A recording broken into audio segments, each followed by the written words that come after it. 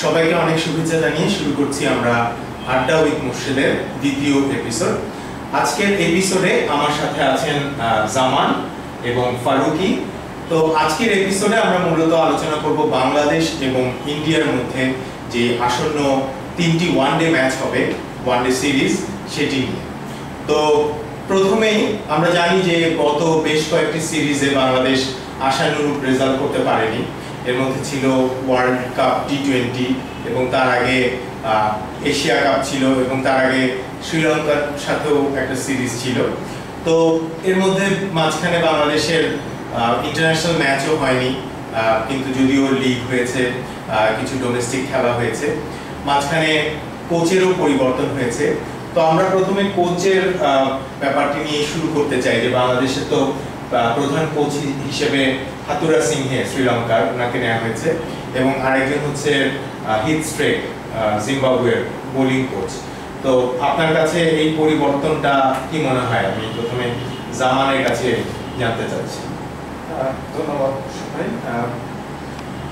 আসলে সারা বিশ্ব যখন ফুটবল জ্বরে আক্রান্ত, তখন আমরা একটা ক্রিকেট সিরিজ সামনে আমাদের বাংলাদেশ ভার্সেস ইন্ডিয়া, সেই ক্রিকেট সিরিজ নিয়ে কথা বলতে আজকে আমরা এখানে উপস্থিত হয়েছি। তো যেহেতু বললেন মুর্শিদ ভাই, প্রথমে আমরা একটা চেঞ্জ আসছে টিম ম্যানেজমেন্টে, দ্যাট মিনস কোচ এবং বলিং কোচ এবং মেইন কোচের। তো আমি আসলে একটু সারপ্রাইজড হয়েছি যে যখনই হাতুরা সিংকে চয়েস করা হলো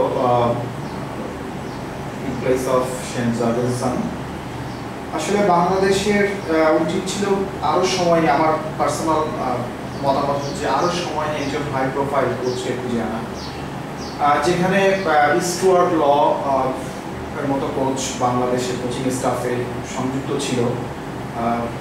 He was a very high professional এবং highly skilled technical player আমরা জানি, এবং আরও উঁচুমানের কোচ বাংলাদেশ টিমের সাথে ইনভলভ ছিল। আমি আসলে শিওর না বাংলাদেশ টিম ম্যানেজমেন্ট কিংবা বিসিবি কি চিন্তা করে হাতুরা সিং এর মতন একজন কোচকে বাংলাদেশ টিমের দায়িত্ব দিল।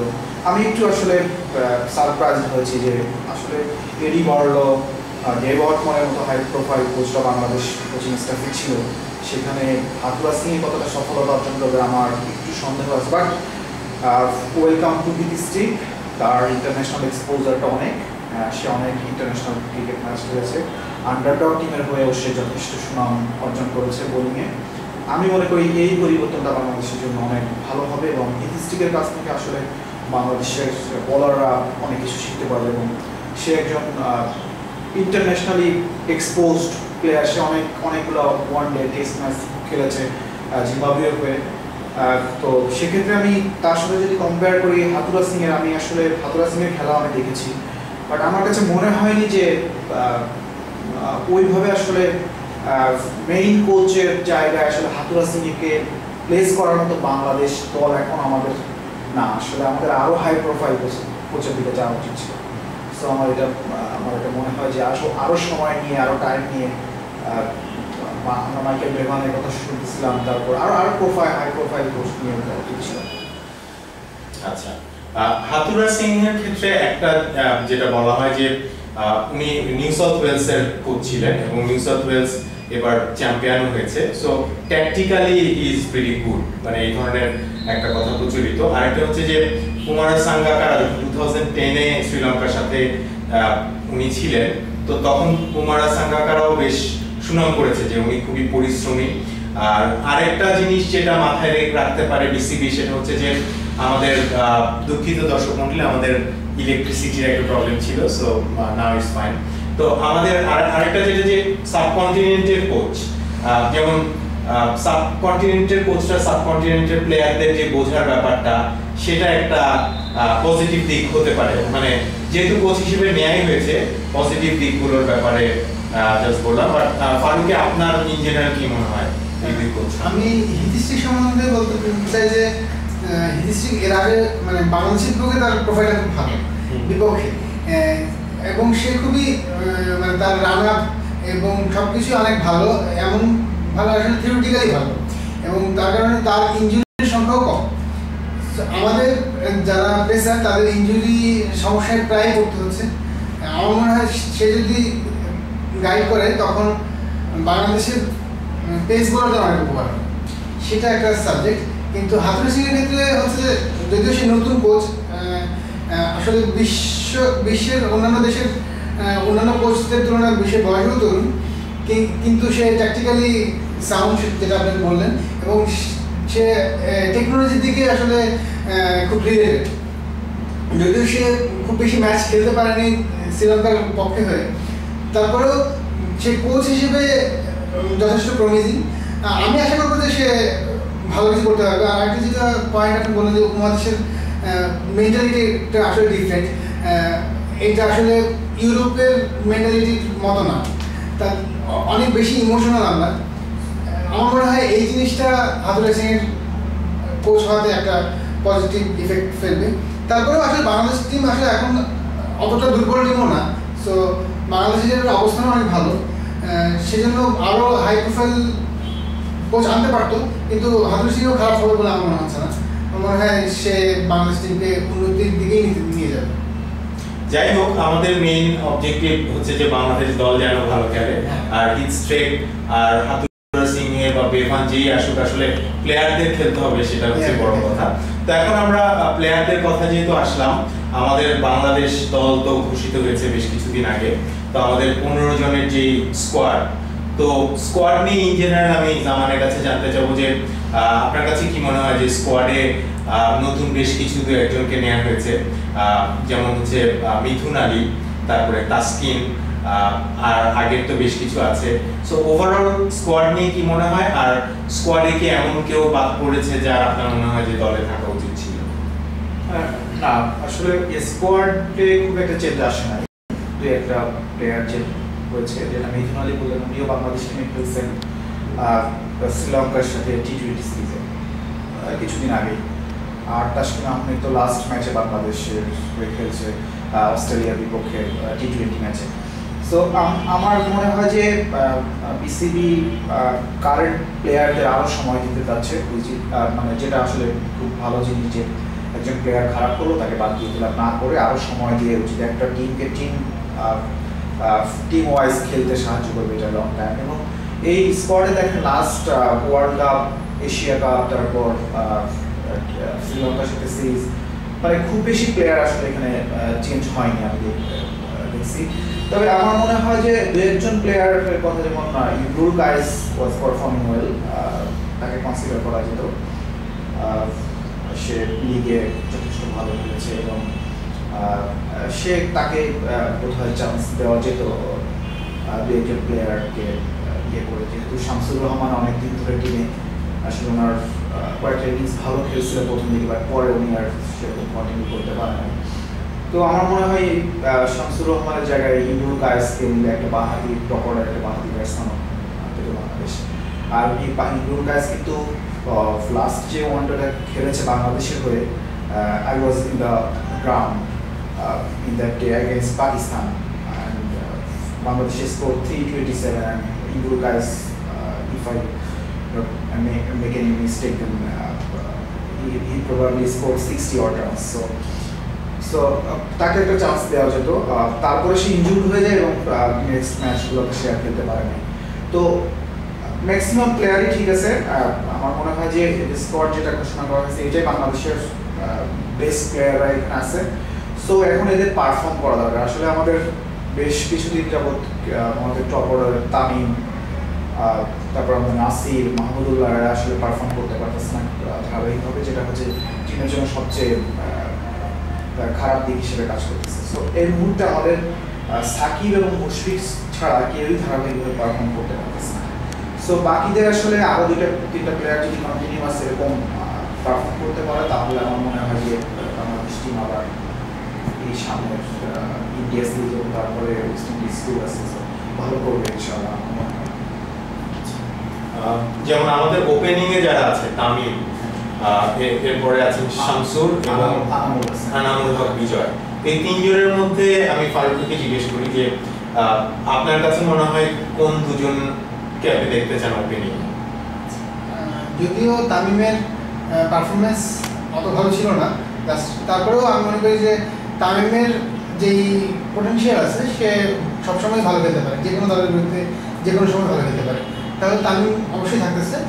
আর শামসুর রহমান শুভর আসলে ওর ব্যাটিং স্টাইলটা অনেক সুন্দর, ওর টাইমিং যখন হয় তখন ভালো ভালো শব্দ হয়, ভালো খেলে সে, কিন্তু ইদানিং কোনো একটা কারণে সে সামহাউ ডিস্ট্রাক্টেড, সেই কারণে তার খেলা ভালো হয়নি, লং ইনিংস খেলতে পারছেন না। হ্যাঁ, লং ইনিংস খেলতে পারতেছে না। কিন্তু আমার কাছে মনে হয় যে শামসুর রহমান ভালো চয়েস, কিন্তু যেহেতু ফর্মে আনামুল আছে সেহেতু আনামুল আর তামিমকেই আমি রাখতে চাবো সবার প্রথমে। তারপরে আসলে ওয়ান ডাউনেও ইচ্ছে করলে শামসুরকে রাখা যেতে পারে। আচ্ছা, ওয়ান ডাউনের জন্য মুমিনুল আরেকটা চয়েস আছে। সো আপনার কাছে কি মনে হয় ফার্স্ট তিনজন? আমার মনে হয় যে মমিনুল অনেক ধারাবাহিক, বিশেষ করে টেস্ট ক্রিকেটে এবং ওয়ানডেতে। সো আমার মনে হয় তামিম, আনামুল 3 নম্বরে, মমিনুলের কিছু খেলা উচিত মনে হয়। এখানে একটা কথা আছে বলার মতো, সেটা হচ্ছে যে ইন্ডিয়ান টিমটা হচ্ছে ব্যাটিংয়ে খুবই পাওয়ারফুল, তার মানে অনেক রান হবে। আর এই রানটা আসলে চেস করার জন্য স্বাভাবিকভাবে পিঞ্চ হিটার লাগবে, কিংবা যার স্ট্রাইক রেট একটু বেশি থাকবে তাদেরকে আসলে দলে থাকা উচিত। সেই জন্য আমি মনে করি মমিনুলের তুলনায়ও শামসুর রহমান শুভর সম্ভাবনা বেশি, মানে সে যদি খেলে তার রান বেশি আসতে পারে, সেটা একটা পয়েন্ট। আরেকটা ব্যাপার হচ্ছে যে আমাদের দেখা যাচ্ছে যে মানে যেমন নাম্বার 4 এ যিনি, উনি তো ইউজুয়ালি মুশফিক খেলেন এবং 5-এ সাকিব, এই দুটা নিয়ে তো আমাদের কনফিউশন নাই। 6-এ কার থাকা উচিত বলে আপনার মনে হয়?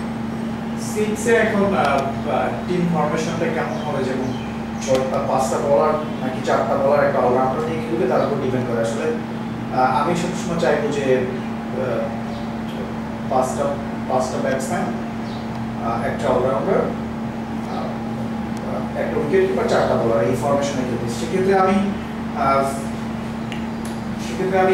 6-এ আইদার মাহমুদুল্লাহকে চুজ করতে পারি অথবা নাসিরকে। আমি দুজনের মধ্যে থেকে একজনকে আমি খেলাতে চাই। তো আমার মনে হয় যে নাসিরের রিসেন্ট পারফরমেন্স অ্যানালাইসিস করলে সে একটু অফ ফর্মে, আমার মনে হয় মাহমুদুল্লাহ এখানে খেলা উচিত। তার অফ স্পিনটা যদি করতে পারে সেটা আমার কাজে আছে। আমি মাঠে বসে অনেক খেলা দেখেছি গত বছর, আমার মনে হয়েছে যে মাহমুদুল্লাহর বোলিংটা কিছুটা অন্তত 4-5 বড় কাজে লাগানো যেতে পারে। হ্যাঁ, বিশেষ করে বেশ কিছু ম্যাচে মাহমুদুল্লাহ ব্রেক থ্রু, যেটা যে এসেই উইকেট পাওয়া, এই জিনিসগুলো করতে পেরেছে। যদিও ফর্মটা দুইজনের ক্ষেত্রেই কনসার্ন। তামিম অনেকদিন ধরে, আমি গত 11টা ম্যাচের হিসেব দেখলাম, তার হাই স্কোর হচ্ছে 32 লাস্ট 10-11টা ম্যাচে। তো তামিম লং ইনিংস অনেকদিন খেলতে পারছে না, বাট ট্যালেন্ট কোনো দিক দিয়ে কিন্তু তার কমতি নাই। মানে আপনার কাছে কি মনে হয় আসলে? আমার কাছে মনে হয় যে আসলে আমার মনে প্র্যাকটিসের অভাব। প্র্যাকটিস মানে এটা আসলে ক্রিকেটের ব্যাটিংটা সম্পূর্ণই ডিপেন্ড করে তার কতটুকু সে ফাস্ট রেসপন্স করতেছে, একটা ডিফারেন্ট টাইপের বল আসবে সে কীভাবে করতেছে, সে তাকে অ্যানালাইসিস করতেছে বোলাররা চেষ্টা করতেছে যে তার দুর্বল দিকটা কোথায় আছে সেখানে আঘাত করতে। এখন তারও সেভাবে রিভার্স অ্যানালাইসিস করতে হবে যে তার কোন জায়গাটা দুর্বল পয়েন্ট আছে, এবং সেখানে তারা তার সাধারণত আমরা দেখেছি যে যখন যদি তার জন্য রাউন্ড উইকেট যে বোলিং করতে আসে এবং লেগ থেকে যখন অফ স্টাম্প বরাবর বল করে, সে অফ স্টাম্প বোল্ড হচ্ছে অনেকবার, তার এই জায়গাটা আসলে দুর্বল। সে যদি শুধু ওইটুকু অ্যানালাইসিস করে যে সে কীভাবে আউট হচ্ছে, কীভাবে বোল্ড হচ্ছে, আমরা তাতেই কিন্তু সে রিকভার করতে পারবে যে এই প্রবলেমগুলো থেকে। তো তামিম শুধু আমার মনে হয় যে যদি প্র্যাকটিস এইসব দিকগুলোতে প্র্যাকটিস করে সে ভালো করতে পারে। তারপর এখন আশাবাদী সে ভালো করবে। বোলিং এর ক্ষেত্রে আপনার কাছে কি মনে হয় যে যারা আমাদের যে পেস বোলার, আপনাকে মানে আমাদের যদি প্রথম 2জন পেস বোলারের কথা বলা হয়, যেমন আমাদের টিমে কারা আছে? মাশরাফি, আলামিন, তাসকিন আর Ziaur Rahman, allrounder medium pace. হ্যাঁ, সো এদের মধ্যে আসলে আপনি প্রথম যদি 2জন পেস বোলার ধরা হয় তাদেরকে সুযোগ দিতে চান? মাশরাফি তো যথেষ্ট পরিমাণ ম্যাচ বাংলাদেশের হয়ে খেলছে সে, তো সেদিক দিয়ে সে আসলে একটু এক্সপিরিয়েন্স, তবে তার রিসেন্ট পারফরমেন্স ওরকম মাহমুদি না। তারপর সে পরিশ্রমী প্লেয়ার, আমি মনে করি যে সে কামব্যাক করবে এবং বাংলাদেশের হয়ে সে ভালো পারফর্ম করবে সেক্ষেত্রে, এবং আলামিনও কিন্তু ভালো বল করে। হ্যাঁ, দুইটা তিনটা সিরিজ আমি দেখছি যে আলামিন ভালো বল করতেছে এবং তার অ্যাগ্রেসিভনেস এই জিনিসটা খুবই ভালো, এবং সেক্ষেত্রে আবার তাসকিনও দেখা যায় খুবই প্রমিসিং মানে একটা প্লেয়ার। তো আমি এখানে আসলে একটু কনফিউজ আসলে কোন দুজনকে খেলানো উচিত। আমার মনে হয় তিনটা ম্যাচ তো জাস্ট একটু দেখা উচিত। প্রথম ম্যাচে হয়তো বা তাসকিনকে না নিয়ে আলামিন এবং মাশরাফি খেললো, দেন একটু ঘোরায় তাসকিনকে আমরা একটা ম্যাচ খেলালাম, অন্তত একটা ম্যাচ হলেও সুযোগ দেওয়া রাখা উচিত। ওর বয়স তো অনেক কম আসলে এই লেভেলে সরাসরি ম্যাচ না খেলে কিছু যদি টিমের সাথেও থাকে তাহলে অনেক কিছু শিখতে পারবে। এবং ম্যাচ খেলে যদি খুব বেশি মার খেয়ে যায়, খুব বেশি দেখা যায় ইন্ডিয়ান ব্যাটসম্যানরা খুব একাধিক মোড়ে আসছে, তারা আইপিএল শেষ করে আসে।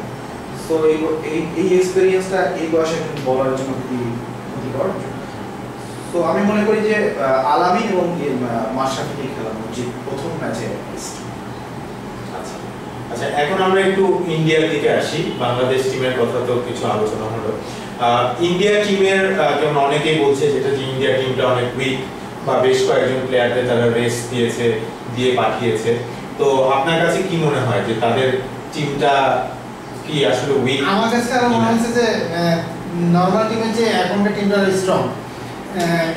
যদি লাস্ট আইপিএল এ ধোনি অত পারফর্ম করার সুযোগই পায়নি, কিন্তু ধোনি আসতেছে না। বিরাট কোহলি শেষের দিকে পারফর্মটা তার খুবই খারাপ হয়েছে, সেও আসতেছে না। কিন্তু এদিক দিয়ে যারা যারা নতুন প্রমিজিং প্লেয়ার তারা সবাই আসতেছে, এবং তারা পিঞ্চি করে করে অভ্যস্ত, এবং তারা আসতেছে। এবং তাদের জন্য আসলে আমি মনে করি ইন্ডিয়ান টিম এখন যথেষ্ট শক্ত টিম। রাইনা ভালো খেলে, সে অধিনায়ক হিসেবে আসতেছে। এদিকে মনোজ তিওয়ারি ভালো খেলবে, রবিন ভালো খেলবে। এদেরকে আমি মানে কোনোভাবে ছোট করে দেখার কিছু নাই। ইন্ডিয়ান টিম যথেষ্ট স্ট্রং টিম নিয়ে আসতেছে, এবং বোলিংয়ের ক্ষেত্রেও অক্ষর প্যাটেল ইন্ট্রোডিউস হচ্ছে, অমিত মিশ্রা আছে। মানে এদেরকে খেলাটা আসলে ভালো ভালো প্লেয়ারদের জন্য অনেক কঠিন, যারা আমাদের বিশ্ব চ্যাম্পিয়ন প্লেয়াররাও তার এদের বিরুদ্ধে খেলতে অনেক কষ্ট করতে হয়। সেই জন্য আমি মনে করি কোনোভাবেই হালকাভাবে নেওয়ার কিছু নাই। এরা যথেষ্ট শক্তিশালী টিম, এবং আমাদেরও পুরো শক্তি দিয়ে খেলা হচ্ছে। একটা পয়েন্ট আসলে আগে ছিল, সেটা হচ্ছে যে আমি মনে করি যে তাসকিনকে খেলানো উচিত। তাসকিনের যে দুটো ম্যাচ খেলেছে, দুটো ম্যাচেই সে ভালো খেলেছে, এবং তাসকিনকে সবসময় রাখা উচিত। তাসকিন আর আলামিনকে দিয়েই শুরু করানো উচিত। এখন মাশরাফি যদি এদের দুজনে কেউ ভালো না করে, তাহলে মাশরাফিকে আনা যেতে পারে। যদিও মাশরাফির অনেক অভিজ্ঞতা আছে, কিন্তু আসলে সেই অভিজ্ঞতা অনুযায়ী সে ওইভাবে বল করতে পারেনি। তার ইতিহাস বলে না যে সে শেষ ওভারে এসে খুব ভালো করতেছে, তার অভিজ্ঞতা কাজে লেগে কোনো ইনোভেশন করছে, এরকম দেখা যায় না। আমি মনে করি মানে যদি তাসকিন আর আলামিন অ্যাটাক করে, তাহলে ইন্ডিয়ার এখনকার যে স্ট্রং ব্যাটিং টিম সেটা ভিতটা নাড়াতে পারবে। আরেকটা ব্যাপার হচ্ছে যে ইন্ডিয়ার টিমে যাদেরকে নতুন নেওয়া হলো, তাদের অনেকেই কিন্তু যেহেতু তারা একটা সুযোগ পেল, তো তারা পারফর্ম করার জন্য অনেক মুখিয়ে থাকবে, যেটা হয়তো কিছু স্টার প্লেয়াররা থাকলে বরং তারা একটু ক্যাজুয়াল হওয়ার সুযোগ ছিল। সো এই ক্ষেত্রে বরং ইন্ডিয়া টিম যে কোনোভাবেই আমরা উইক বলতে পারি না, যেটা মুশফিক বোধহয় একটা কমেন্ট করেছিলেন যে তারা আমাদের হালকাভাবে নিচ্ছেন, রেখে এতগুলো পাঠাচ্ছেন। তো জামানের কি মনে হয় ইন্ডিয়া টিমের? আমি একটা যেটা দেখলাম যে তাদের মিডল অর্ডার ভালো, তো অবশ্যই তাদের কম্পিটিশন অনেক বেশি, এবং রিসেন্টলি তারা টি20 যেটা আইপিএল হলো, সেখানে তো ওয়ার্ল্ডের সব ভালো ভালো প্লেয়াররাই খেলেছেন। সো তাদের সাথে কম্পিট করে যে কনফিডেন্স সেটা তাদের আছে। তো তারপরে তাদের মিডল অর্ডারে এক্সপেরিয়েন্স একটু কম, বা ইন জেনারেল আপনার কাছে কি মনে হয়? দেখেন, যদি আপনি ইন্ডিয়ান টিমটাকে নিয়ে অ্যানালাইসিস করেন, দেখেন আপনি তাদের টপ 5 ব্যাটসম্যান দেখেন, একে খেলবে সম্ভবত উথাপ্পা, দুয়ে রাহানে, তিনে হয়তো বা রায়ডু, পূজারা, তারপর রায়না। টপ 5 ব্যাটসম্যান দেখেন। তো এরা আসলে পারফর্ম করে। ঋদ্ধিমান সাহা আছে উইকেট কিপার হিসেবে। তারপর আছে আপনি মনোজ তিওয়ারি আছে। তো আমার মনে হয় না যে ব্যাটিং এ কোনো প্রবলেমে পড়বে। ইভেন অক্ষর প্যাটেলও কিন্তু অলরাউন্ডার, সে কিন্তু খেলবে, এবং সে কিন্তু 3টা ম্যাচই খেলবে আমার মনে হয়। হর্ষদ প্যাটেল এবং পারভেজ রাসেল অলরাউন্ডার, সে জম্মু কাশ্মীর থেকে প্রথম প্লেয়ার যে ইন্ডিয়ান টিমে খেলবে পারভেজ রাসেল। তো এবং আমার ধারণা অক্ষয় প্যাটেল ভারতীয় টিমেও বোধহয় অনেকদিন খেলবে, মানে তার যে টেম্পারমেন্ট বিশেষ করে। হ্যাঁ, আর দেখেন যদি বোলিং এর কথা বলেন, আপনি দেখেন তাদের বোলিং লাইন আপ আমার মনে হয় যে আগের থেকে ভালো। রোহিত শর্মাকে তারা নিয়েছে এবং উমেশ যাদবকে নিয়েছে পেস বল, মানে ফাস্ট বোলিং এ। রোহিত শর্মা কিন্তু টপ আইপিএল এর টপ উইকেট, মানে ম্যাক্সিমাম উইকেট সে পেয়েছে। সো আমার মনে হয় না যে এখানে ইন্ডিয়ান টিম উইক এবং বাংলাদেশ টিম এখানে স্ট্রং, যেটা মুশফিক বলছে। আমি জানি না কিভাবে ক্যাপ্টেন এরকম একটা মন্তব্য করছে। সো আমার মনে হয় না যে ইন্ডিয়ান টিম কোনো অবস্থাতেই উইক, এবং তারা বাংলাদেশকে চ্যালেঞ্জ করার জন্য এখানে, এবং তারা চাইবে সবগুলো ম্যাচই এখান থেকে জিতবে, এবং তারা কঠিন প্রতিপক্ষ হিসেবে বাংলাদেশকে রিসেন্টলি আমরা দেখেছি যে আইপিএল তো বাংলাদেশের একজন প্লেয়ার খেলেছে, সাকিব আল হাসান। তো সাকিবের পারফরম্যান্স সম্পর্কে আপনার কি মনে হচ্ছে? আসলে মানে আমাদের দেশে আসলে যে সবচেয়ে ভালো খেলে, সবসময় ধারাবাহিক ভালো খেলে, তাই বলতে হবে সাকিবের নামটাই। সে সবসময় ভালো খেলতেছে, আর লাস্ট আইপিএলে তো অসাধারণ খেলেছে সে। কলকাতা নাইট রাইডার্সের সেরা প্লেয়ার বললে আসলে তাকেই বলা উচিত। এবং যখন থেকে তাকে নেওয়া শুরু করলো ধারাবাহিকভাবে, এবং তখন থেকেই কলকাতা জিতে শুরু করলো, এবং তারা শেষ পর্যন্ত কাপ নিয়ে গেল। সাকিবের হচ্ছে যে প্রচণ্ড ট্যালেন্টেড প্লেয়ার, এবং সে যখন খেলা ঘুরে দিতে পারে, এবং চেষ্টা করে যে যখন সে বোলিং করে, যখন চেষ্টা করে যে ব্যাটসম্যানের দুর্বল দিকটা কোথায়, সে সবসময় এক জায়গায় এসে একইভাবে বল করে সেরকম করে না, সে তার মতো করে সে চেঞ্জ করে নেয়। সে এই জিনিসটার কারণে আসলে সে তার ব্রেন খাটে কাজ করার কারণে সে আসলে এত ভালো করতেছে। তাই সে যখন চায় তখন সে আর্ম বলটা করতে পারে, এবং সে আর্ম বল করার সময় এটা আসলে কাইন্ড অফ অফ ব্রেক হয়ে যায়, এবং সে কারণে সেটা আরও ভয়ঙ্কর হয়ে যায়। সাকিবের পারফরমেন্স নিয়ে আমি যথেষ্ট হ্যাপি, এবং আমি মনে করি যে ইন্ডিয়ার বিপক্ষে যেহেতু খেলে আসছে, ইন্ডিয়াতে খেলে আসছে, এবং অনেকগুলো প্লেয়ারকে সে ফেস করছে। সো সাকিব এখানেও ভালো করবে, এবং সাকিব হতে পারে যে ম্যান অফ দ্য সিরিজ হওয়ার একটা সম্ভাবনা। আমার প্রেডিকশন বলে যে Shakib man of the series হতে পারে। আমরা আশা করি যেন সেটাই হয়। আরেকটা হচ্ছে যে দুই দলের স্পিন অ্যাটাকে আমরা যদি একটু তুলনা করি, যে বাংলাদেশের স্পিনারদের মধ্যে আছে সোহাগ গাজী, আব্দুর রাজ্জাক এবং সাকিব আল হাসান, আর বাকিরাও অনেকে আছে যারা মিডিয়াম, নাসির, মাহমুদুল্লাহ। আর অন্যদিকে ইন্ডিয়াতে যারা আছে স্পিন অ্যাটাকে, তার মধ্যে প্যাটেল একজন বেশ ভালো স্পিনার, এছাড়া অমিত মিশ্র, রাসুল খুব ভালো, পারভেজ রাসুল। তো কম্পেয়ার করতে বললে আপনার কাছে কি মনে হয় আমাদের দেশে যে পিচ, সেটাতে তো আমাদের স্পিনাররা একটু হলেও কিছুটা অ্যাডভান্টেজ পান, বাট ইন্ডিয়ার স্পিনারদেরও তো ডেফিনেটলি কোয়ালিটি। হ্যাঁ, সেক্ষেত্রে স্পিন অ্যাটাক আমি মনে করি যে বাংলাদেশের যে spin attack at the moment যে স্কোয়াড নিয়ে খেলবে বাংলাদেশ, তবে আব্দুর রাজ্জাক এবং সোহাগ গাজী, এই দুজনই আসলে বিগত কিছুদিন ধরে পারফর্ম করতে পারতেছে ভালোভাবে। তো আর ওদিকে আমি যদি সাকিব তো one of the best allrounder not only Bangladesh, over the world. So এই সিরিজে আসলে Shakib is the best of spin bowler, এটা দুই টিমের মধ্যেই বলা যায়। তার মধ্যে ইন্টেলিজেন্ট বোলিং, সেই সবচেয়ে ভালো বোলিং করে স্পিন বোলিং আমরা আশা করি। এবং বাকিদের সাথে যদি কম্পেয়ার করি, সাকিব বাদ দিয়ে আমি যদি গাজী এবং রাজ্জাক, আর ওদিকে হর্ষদ প্যাটেল এবং অমিত মিশ্রর সাথে আমি কম্পেয়ার করি, তাহলে আমি আসলে অমিত মিশ্র এবং হর্ষদ প্যাটেলকে আগে রাখবো, কারণ আমাদের গাজী এবং ইসের পারফরমেন্স রিসেন্টলি খুব একটা ভালো হচ্ছে না। তো সাকিবকে ইনক্লুড করে যদি আমি স্পিন অ্যাটাক আমাদের সাথে ওদের সাথে তুলনা করতে, সেক্ষেত্রে আমি আমাদের বাংলাদেশকে আগে রাখবো। সাকিবের স্পিন আসলে এই জন্য মানে এই সিরিজে সাকিব ভালো এবং সে আইপিএলেও ভালো বল করেছে, এবং তার ব্যাটিংয়ের থেকে আমার মনে হয় সে বোলিংয়ে অনেক ভালো করতেছে, এবং সে যথেষ্ট পরিমাণ বুদ্ধি খাটিয়ে বল করতেছে। ব্যাটসম্যানের উইকনেস মুছে, এবং কোথায় বল ফেলতে হবে, ব্যাটসম্যান বেরিয়ে আসলে একটু বলটা টেনে দিচ্ছে, তারপরে লফের শট না খেলতে পারে। সো তো এই জিনিসগুলো সাকিব খুব দ্রুত শিখে ফেলছে এবং এইগুলো এখন সে অ্যাপ্লাই করতেছে রেগুলারলি, এবং যার ফলে যে টিমেই খেলুক না কেন সাকিব সেই টিম ভালো পারফর্ম করতেছে মাঠে। সো আমি উইথ সাকিব বাংলাদেশের স্পিনারটাকে এগিয়ে রাখবো, বাট উইদাউট সাকিব ইন্ডিয়াকে এগিয়ে রাখবো। এখানে অমিত মিশ্র কথাটা আসলে তোলা উচিত, সেটা হচ্ছে অমিত মিশ্র কিন্তু এখন গুগলি বল করে, সে প্রায়ই গুগলি বল ছাড়ে। সে লেগ ব্রেককে তার শেনওয়ার যেরকম টার্ন নিতেছে তার বল সেরকম টার্ন নিচ্ছে লাস্ট কয়েকটা ম্যাচে। তার বোলিং অ্যাবিলিটিটা অনেক বেশি ইমপ্রুভ হয়েছে, অনেক শার্প। এখন সে যখন গুগলি করে, এই যেটা কি বাংলাদেশে কোনো বলারই গুগলি করে না।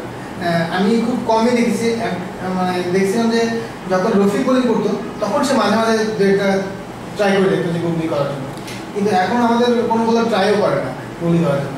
গুগলি যদি না করে, এখনকার ব্যাটসম্যানদেরকে আসলে রিসিভ করাটা তো সহজ ব্যাপার হবে না। অমিত মিশ্রের ক্ষেত্রে সেই গুগলি করে এবং বাংলাদেশের ব্যাটসম্যানদের জন্য এটা আসলে একটা ভয়ের কারণ হয়ে দাঁড়াবে। আচ্ছা, ইন্ডিয়ার রিসেন্টলি যে পারফরমেন্স প্লেয়ারদের যারা এই টিমে চান্স পেয়েছে, তারা তো মেইনলি টি-20 খেলে এসে ভালো খেলে। এখন ওয়ান ডে আর টি-20 তো একটু হলেও পার্থক্য অবশ্যই, কারণ বাংলাদেশ টিমও কিন্তু টেস্টে অত ভালো খেলে না, টি-20 তে অত ভালো খেলে না, বাট ওয়ান ডে তে আবার আমরা অনেক ভালো ভালো দলকে বাংলাদেশে হারিয়েছি। যেমন রিসেন্টলি আমরা যেমন এবার শ্রীলঙ্কা সিরিজে হয়তো খুব বেশি ভালো হয়নি, বা তার আগেও আমরা এর আগে নিউজিল্যান্ডকে হারিয়েছি, মানে প্রত্যেকবারই আমরা দলগুলোকে হারিয়েছি। যদিও আমরা যদি এরকম কম্পারিজন করি তখন দেখা যাবে যে মানে বাংলাদেশের প্লেয়ার টু প্লেয়ার হিসেবে হয়তো বাংলাদেশ পিছিয়ে আছে। তো তারপরও ওভারঅল ফাইনালি আমার যে কোশ্চেন দুজনের কাছে, যে এই সিরিজের রেজাল্ট কি হবে, আমি প্রথমে আপনার কাছে জানতে চাচ্ছি যে কি মনে হয় আপনার? আমার কাছে মনে হয় যে বাংলাদেশ প্রথম ম্যাচটা হারবে, এবং কারণ হচ্ছে বাংলাদেশের যেহেতু ক্যাপ্টেন নিজেই আসলে হালকা নিচ্ছে, যদি এভাবে নেয় তাহলে প্রথম ম্যাচটা হারার কথা, আর বাকি দুটো ম্যাচে ওভারকাম করে যাবে। এবং কীভাবে খেলতে হবে সেটা বুঝতে হবে, যে এদের বিরুদ্ধে আসলে স্ট্রংলি খুব অ্যাগ্রেসিভ হতে হবে এবং টিমটাকে একটা টিম খেলতে হবে। যদি সবাই খুব সিরিয়াস থাকে, সিনসিয়ার থাকে, তাহলে আমাদের লাস্ট দুটো ম্যাচ বাংলাদেশ জিতে যাবে, এটা আমি আশা করতেছি। আচ্ছা, জামান আপনার কাছে? আমার কাছে মনে হয় যে রিসেন্ট পারফরমেন্স যদি আমি কনসিডারেশনে নিয়ে প্রেডিকশন করতে চাই, তাতে আমি খুব একটা আশাবাদী হচ্ছি না। আমার কাছে মনে হচ্ছে ইন্ডিয়ার টিম 3-0 মতো সিরিজ। আচ্ছা, দেখা যাক। তো দর্শক মন্ডলী, আপনাদেরকে ধন্যবাদ আমাদের সাথে থাকার জন্য। আমরা অ্যানালিসিস শুনলাম। সো সামনে শুরু হচ্ছে ভারত এবং বাংলাদেশের খেলা। তো দেখা যাক, আমরা আশা করব যে বাংলাদেশ দল তাদের নতুন কোচদের সাথে ভালো একটা টিম হিসেবে খেলে তারা যেন ইন্ডিয়ার সাথে একটা ভালো ফাইট দিতে পারে, এবং দর্শকরা আসলে যেটা চায় যে ভালো একটা প্রতিদ্বন্দ্বিতা, যে সবার যে পটেনশিয়াল সেই অনুযায়ী যেন খেলতে পারে। আমরা কিন্তু জিততেই হবে এই জিনিস নিয়ে খুব মানে হতাশ করি না, কিন্তু দেখা যায় যে এমন হতাশাজনক পারফরমেন্স অনেক সময় আমরা দেখতে পাই, বা কিছু কিছু টিম যেমন আফগানিস্তান বা হংকং এইসব দলের সাথে যখন মানে ভরাডুবি হয় তখন আসলে আমরা হতাশ হই। তো আমরা আশা করব যে এই ফুটবলের ডামাডোলে ক্রিকেট হারিয়ে যাবে না, ক্রিকেটে আমাদের দর্শকদের জন্য ভালো কিছু আমাদের প্লেয়াররা উপহার দিবে। সবাইকে ধন্যবাদ।